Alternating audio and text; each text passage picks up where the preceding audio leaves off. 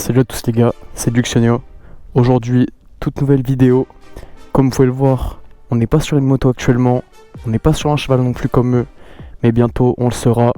Aujourd'hui, on est là ici pour le test du Yamaha Ténéré 700 A2 de 2024. Bon, comme vous pouvez le voir, elle n'est pas complètement d'origine. Il y a pas mal de petites choses que je vais vous montrer au fur et à mesure de la vidéo. Comme vous pouvez le voir, le truc le plus marquant, c'est la couleur, hein.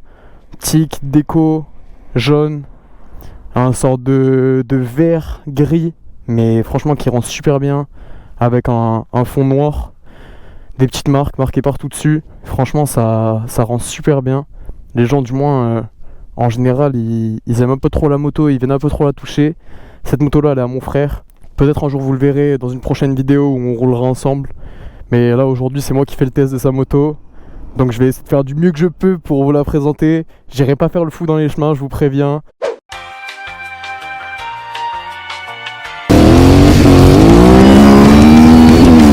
Je suis pas non plus un zinzin. Moi je fais pas ça d'habitude. Je suis sur ma KTM, normalement je roule que sur la route. Donc là ça va être un petit test sur la route, tranquille. Je vais pas faire le fou non plus sur la route parce que c'est pareil, c'est pas ma moto les gars. Mais je vais essayer de faire du mieux que je peux pour vous montrer ce qu'elle donne. Mais franchement, en tout cas, c'est vraiment une bête de moto. Pareil, une grosse pièce, le magnifique Akrapovic. Bon, il a un peu vécu, comme vous pouvez le voir juste là. C'est la vie des cailloux, hein. Franchement, quand vous faites des chemins, lui, il en a payé un peu les pois cassés, vous allez voir. Elle est tombée quelques fois. Mais bon, c'est pas pour autant qu'elle est niquée. Elle est incroyable quand même. Donc là, du coup, ouais, petit impact ici, mais ça, bon, c'est pas très grave. Après, elle est aussi, du coup, déchicanée. Ça c'est pour le plaisir des oreilles, vu qu'il n'a pas de ligne complète.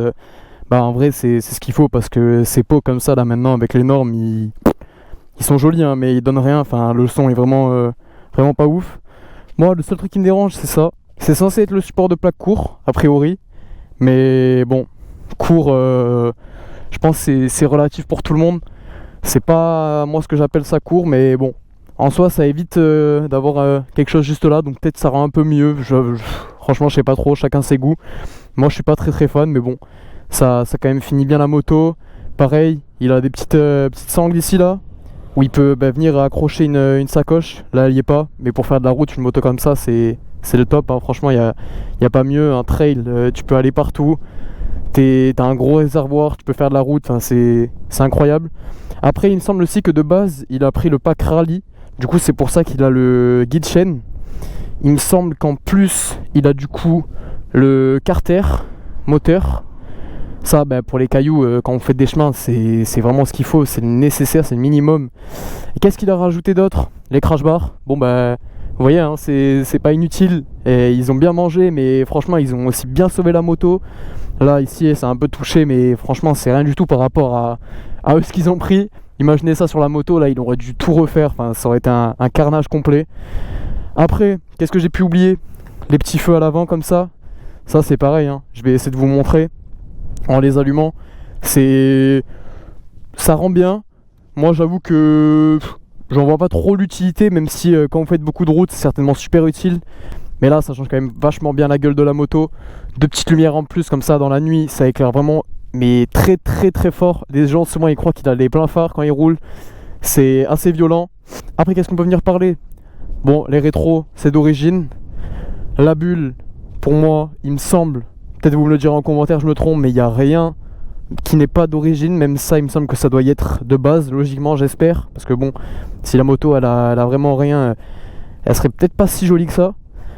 Qu'est-ce qu'il nous a rajouté d'autre? Ça, pour la béquille de stand, comme on dit. Elle est équipée de base, ça c'est très bien. Et même moi sur la KTM je l'ai pas, de frein Brembo. Donc ça pour le coup Yamaha ils ont fait fort. Franchement ça freine bien, c'est plutôt pas mal. En fourche, je saurais pas vous dire ce qu'il y a. Je vous avoue que j'ai pas regardé, je me suis pas plus renseigné que ça. Mais franchement à l'arrière c'est réglable en surcharge et en précharge. Et à l'avant il me semble que c'est pas réglable. Mais sur les tout derniers, le 2025 il me semble, parce que lui du coup c'est le 2024, ils ont changé et ils ont mis la possibilité de régler, et il me semble, la fourche. Donc bon, c'est cool, ça peut rajouter quelque chose pour quelqu'un qui gère bien ça. Bon, je pense que j'ai fait le tour en termes d'équipement.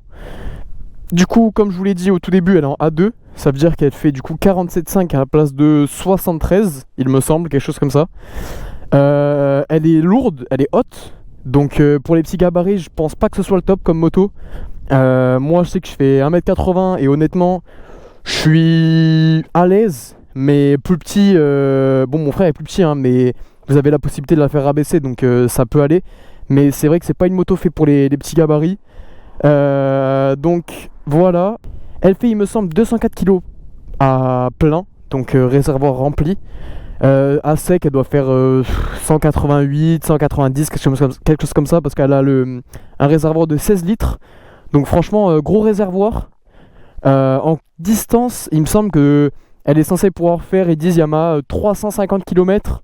En réalité, un peu moins. Qu'est-ce que j'ai oublié comme option aussi? Ça, protège radiateur, très très utile pour les cailloux. Quand vous êtes pareil dans les chemins, hein, si vous prenez un caillou dans le radiateur, il y a tout à changer. Donc bon, ça c'est pareil, super utile à avoir.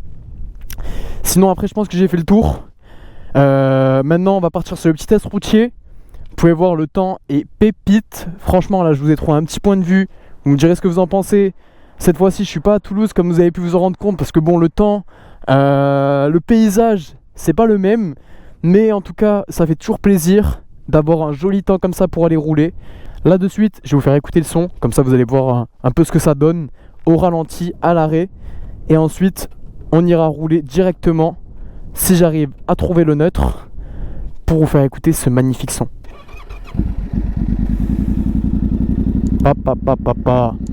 C'est très doux au ralenti, c'est très rock, c'est...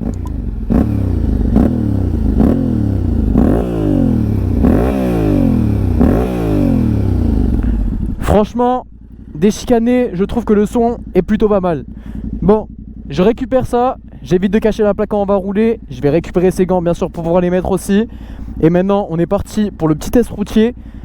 C'est parti. Bon allez les gars, on est parti pour le petit test routier maintenant. On va voir ce qu'elle donne cette jeune Ténéré 7.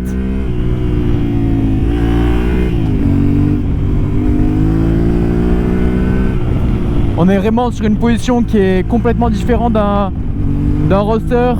On est très très haut. Comparé aux voitures, on est vraiment au-dessus des rétroviseurs, pour que vous vous rendiez un peu compte de la chose. On est aussi sur un gabarit qui est vraiment beaucoup plus gros. Vraiment en termes de poids, etc.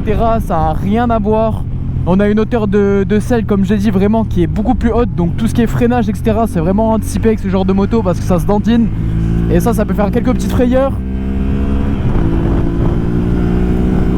Mais sinon ça a beau être haut pour du A2, franchement c'est super. Enfin le moteur c'est celui de la MT7. Est-ce qu'il est retravaillé ou pas? J'en ai aucune idée. Je suis pas un fin connaisseur, du moins à ce niveau là. On va faire attention quand même sur ces routes. Je suis pas un fin connaisseur à ce niveau là au niveau des moteurs, mais je peux vous dire qu'en tout cas ça marche plutôt bien pour quelqu'un qui débute la moto. C'est largement suffisant.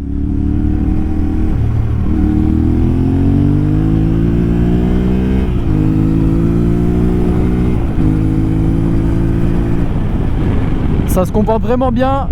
Après, comme je l'ai dit tout à l'heure, vraiment quelque chose qu'il faut faire gaffe, c'est au fait que ça se dandine quand on roule.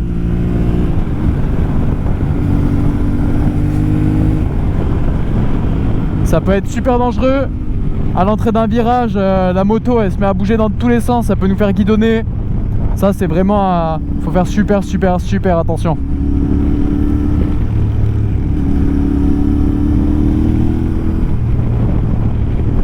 T'inquiète poulet.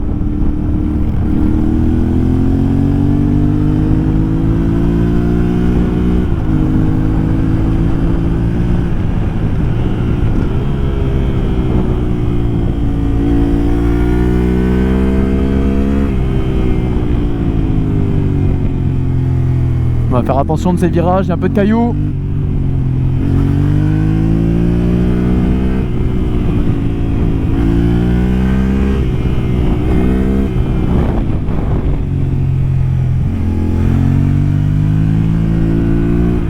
Franchement, vous pouvez le voir, hein, ça se comporte super bien. Il n'y a aucune ambiguïté quand même sur la mise sur langue. Alors pourtant la moto est très très haute. Moi je vous avoue que c'est un peu la chose qui me faisait peur. Le fait qu'on soit super haut dans les virages. Pour moi la moto elle allait être pas du tout stable. Mais limite franchement au contraire. C'est sûr que c'est vraiment différent d'un roadster. Mais moi franchement je vais vous mentir, je sens pas tellement la différence. La moto elle a de super bons freins. Donc on peut attaquer quand même assez tard les virages. Les pneus, ça faut y faire attention parce que c'est des pneus cross. Donc là c'est pas la même chose que sur des pneus route. J'en ai pas parlé mais il me semble que c'est du 40-60 ou du 30-70. Donc ils sont quand même un peu plus route que non. Mais c'est pas des pneus tout route donc faut quand même en tenir compte. Les Dodan on s'envole avec ce genre de moto.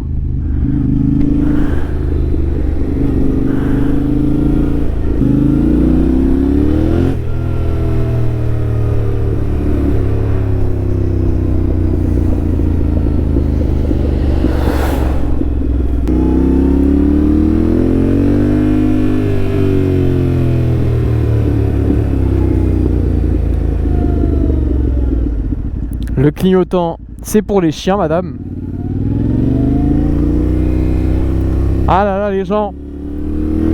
Toujours se méfier en moto, dans les ronds-points surtout. Ça pardonne pas. En voiture, faut y faire attention, mais alors en moto, les gars, là vraiment, c'est impardonnable. Toujours être super attentif. Moi, je vais vous changer la batterie. Je vais vous reprendre d'ici peu sur la moto. Et puis on va continuer et finaliser ce petit test pour que vous puissiez un peu finir de vous rendre compte de la bête, les gars.